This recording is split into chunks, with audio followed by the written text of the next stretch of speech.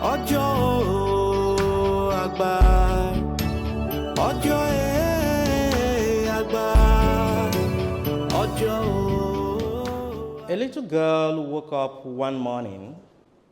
She turned to her mom and asked, "Mom, where do human beings come from?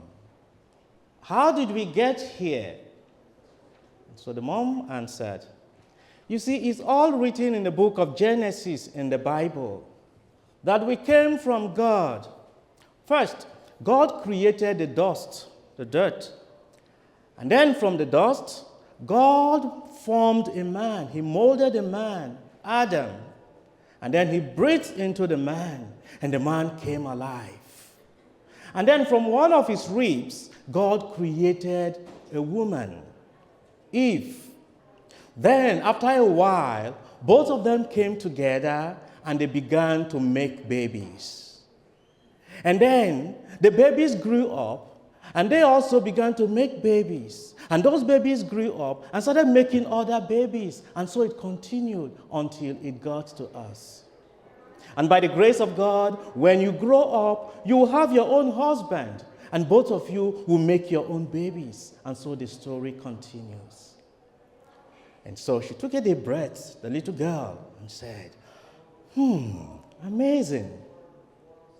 The next morning, the little girl woke up and turned to her dad and asked, "Dad, where do human beings come from? How did we get here?"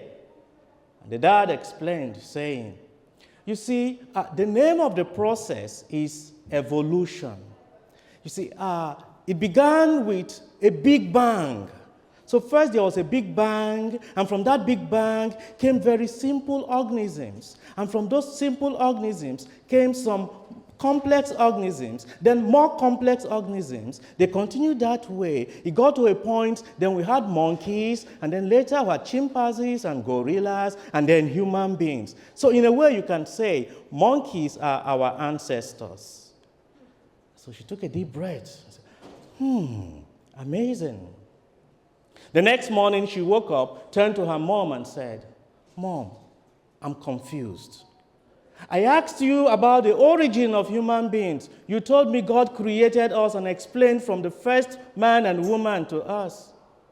And then later I asked Dad, and Dad told me that monkeys are our ancestors.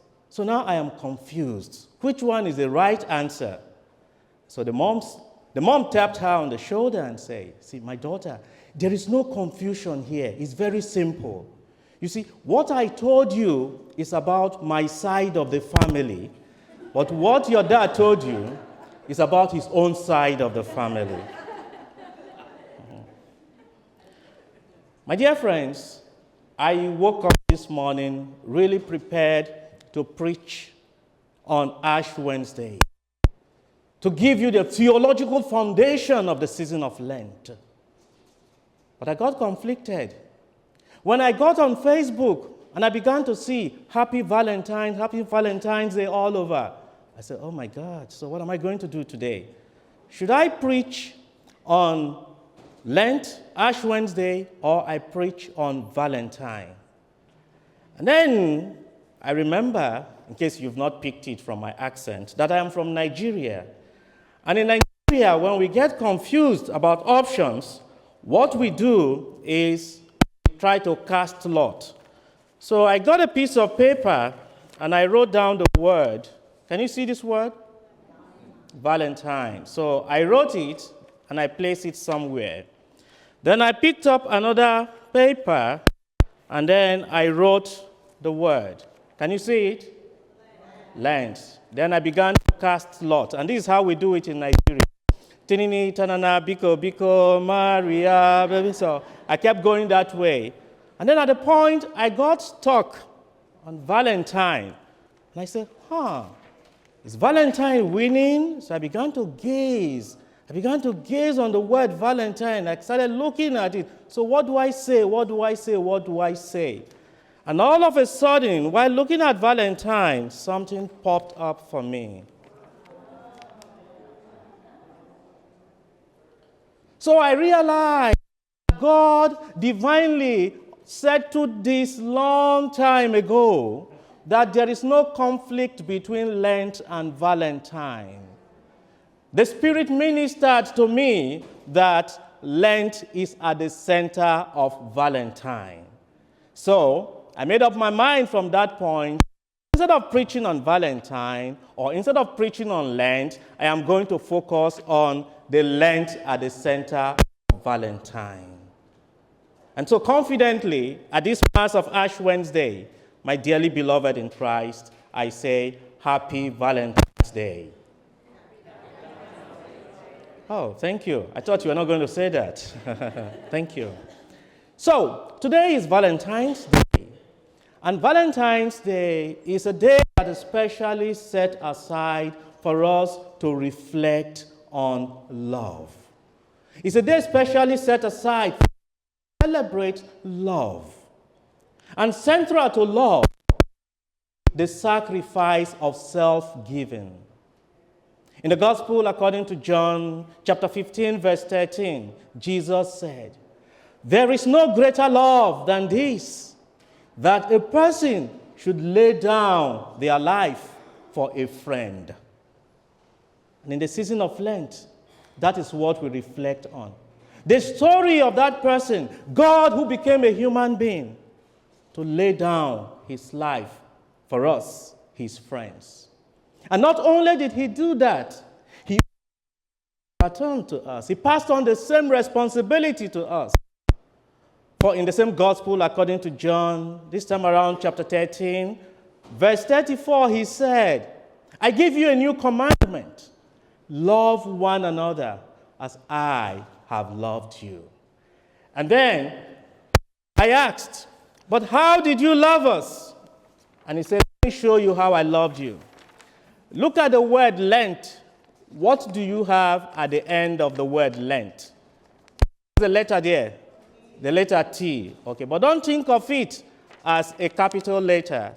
Think of it as a small letter. He said, that will tell you how I loved you. And that still was not clear to me. I said, how does that make sense? And he said, okay, if you do not get letter at the end of the word Lent, then journey with me to the end of the season of Lent. At the end of the season of Lent, you will find a big T on the mountain. And what does the T tell you? It is the cross. And there I tell you the story of how much I love you. This is how much. No end. My love for you has no bounds. I've given everything for you. That is the kind of love I have for you. And that is the kind of love I want you to share with one another.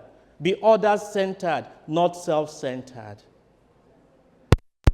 On the 14th of February every year, we celebrate St. Valentine, a Christian who lived his life following the footsteps of Jesus, living for others and not for himself. And there is no better way to celebrate Valentine than here. For here, at this Eucharistic celebration, we are going to eat, we are going to drink, because someone gave himself wholly and entirely. For the body and the blood of Christ came from the sacrifice of Christ without reservation. So this is the best place to celebrate. This is the best place to have your date on Valentine's Day. And a few minutes now, by the grace of God, we are going to sign ourselves with the ashes. And we are going to tell ourselves the words, "Remember, you are dust, and unto dust you shall return." What a privilege to have ashes on our heads on Valentine's Day. Ashes on our heads to remind us of our origin, to keep us humble, because we all came from dust. There should be no room for pride. To keep us grounded, to keep us humble, for the word humility comes from the Latin, which means the humus, soil. So we are all grounded. And that is what it means to be humble, to be grounded. On Ash Wednesday, on Valentine's Day, the ashes reminds us of our origin, that we should be humble. So there is no fight between Lent and Valentine because Lent is at the center of Valentine. Similarly, there should be no fight between the ashes of Ash Wednesday and the flowers of Valentine's Day. For the ashes on our foreheads as we go around today will be reminding us that we are dust, and to dust we shall return. And so as we move around with ashes on our foreheads, we must also carry flowers on our hearts.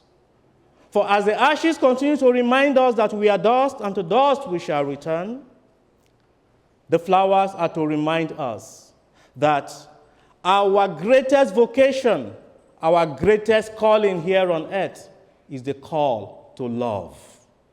It's the vocation to love. And we must not wait until people have returned to ashes, until people have returned to dust, before we begin to decorate their tombs with flowers. For the right time to love is now. And take